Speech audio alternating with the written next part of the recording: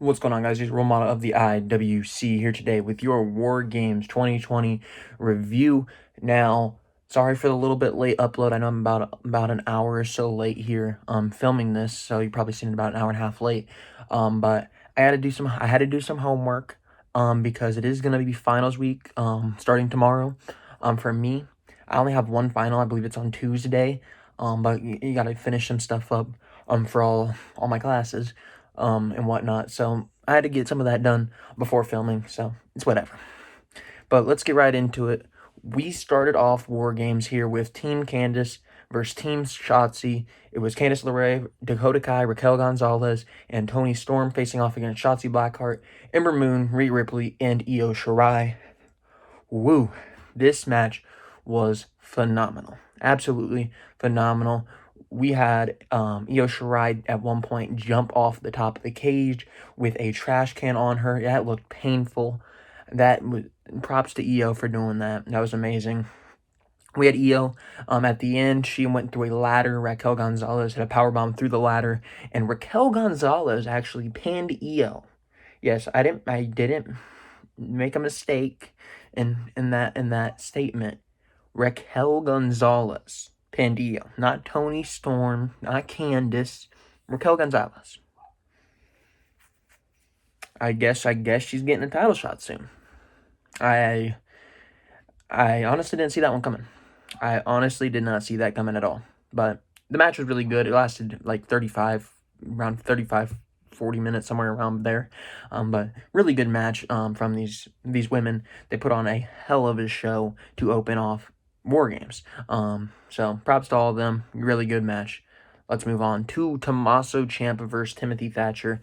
This was a hard-hitting one. I gotta say it. Timothy Thatcher obviously is good. He's good. I love the match. Don't get me wrong. This match was good. Had a hint of blood in it. Thatcher's ear was bleeding. Hard hitting between him and Ciampa picks up the win. But there's something missing with Timothy Thatcher, and a lot of people are talking about he doesn't have enough charisma or whatever. Yeah, I can see. I mean, something was missing in this match, and it wasn't a bad match. It's just hard to get into when Timothy Thatcher really isn't somebody that people gravitate towards. Sure, he's a good wrestler, but what else does he have? I need some character out of you. I need something to gravitate towards, man. I don't know how you do that with Timothy Thatcher, but if you're gonna have him on big spots, such as a takeover against Tommaso Ciampa, you're gonna have to figure something out. I don't know what to tell you. That simple. Was it a good match? Absolutely. Good match. Really good match. But at the end of the day, it was missing something, and it kind of missed the vibe of like a Johnny Gargano character in there. Obviously, Gargano and Ciampa have a great feud that they've always had, whatever. But I just need some character. I don't care what kind of character it is. I need some sort of substance in your character, man.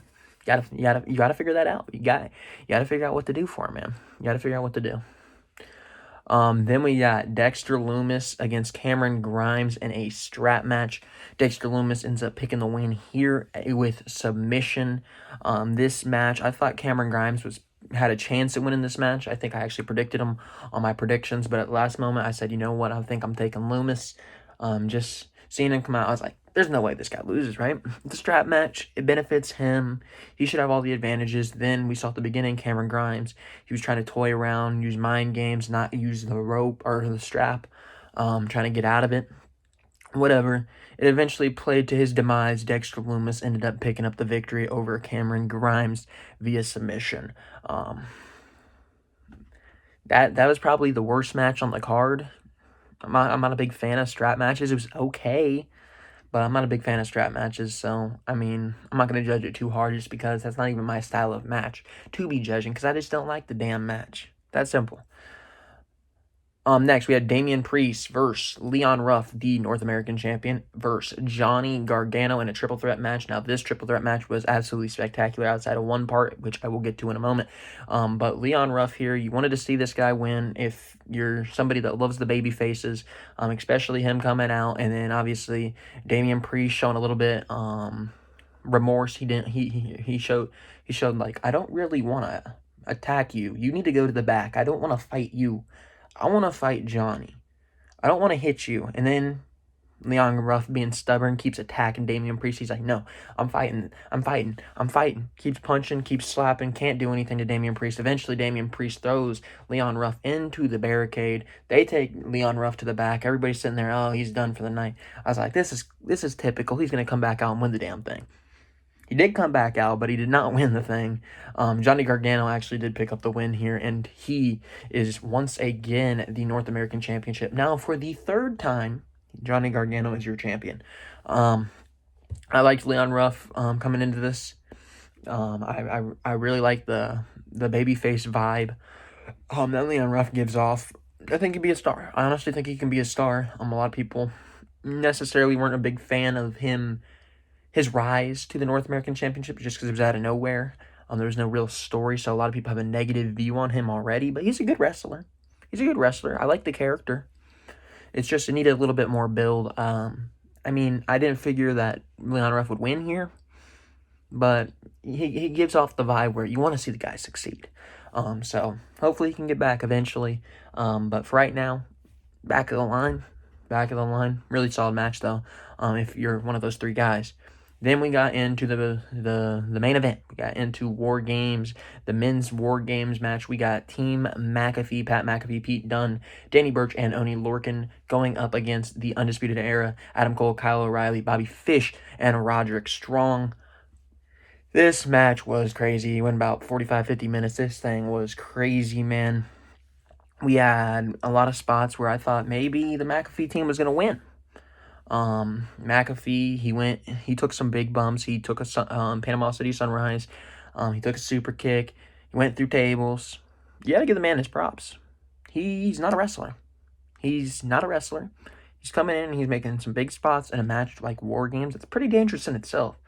I was impressed with McAfee the last time we saw him. I'm impressed with McAfee here. It was a really good match. Undisputed Era came out on top, which I guess should have been a given conclusion. I don't know why I ever would have predicted McAfee. It just makes sense for Undisputed Era. I just figured he might get his win back. But the Undisputed Era wins. And that's it. That's it for the night. I actually did miss something. In the finish to the Johnny Gargano match, they actually did have the creepers, the ghosts, or whatever you want to call them, come out at the end of the match, and one of them was revealed to be Austin Theory. Yeah, that was your big surprise of the night, by the way. But whatever. Was it a solid show? Absolutely. It was an absolutely solid show. The only problem I had with this show is just kind of like my situation with Timothy Thatcher. I didn't really come in invested into it, just because it really hasn't had that great of a build. It just hasn't been, it's just not speaking to me at the moment. I mean, was it a good show in terms of wrestling? Absolutely. Did the women carry this show? I would say so. They had a great match. But there's something missing. I don't know what it is. And I'll leave that for you guys to figure out. Just like the Thatcher situation, man. I don't know what's missing. I think it's the charisma. I think it's the interaction with the audience. I don't know, but there's something missing. It's something lacking, and it's unfortunate because the show was good. But anyways, I'm gonna get on out of here. You guys know where to follow me on Twitter at GamersGoonYT, Instagram at thegoongameryt. I'll be over there throughout this week, except for Tuesday, I believe, because I do have the final, which I believe is about 2 hours long. So I'm gonna have to be studying for that. Oh boy.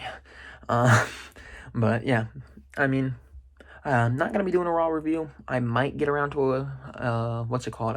Dynamite's, maybe an NXT review. I'm not sure. Probably not gonna do SmackDown. We'll just see how things go. Whatever. But anyways, make sure you subscribe to the channel, give it a thumbs up, leave me a comment down below what you guys thought about the pay-per-view, and I'll be seeing you guys in the next video.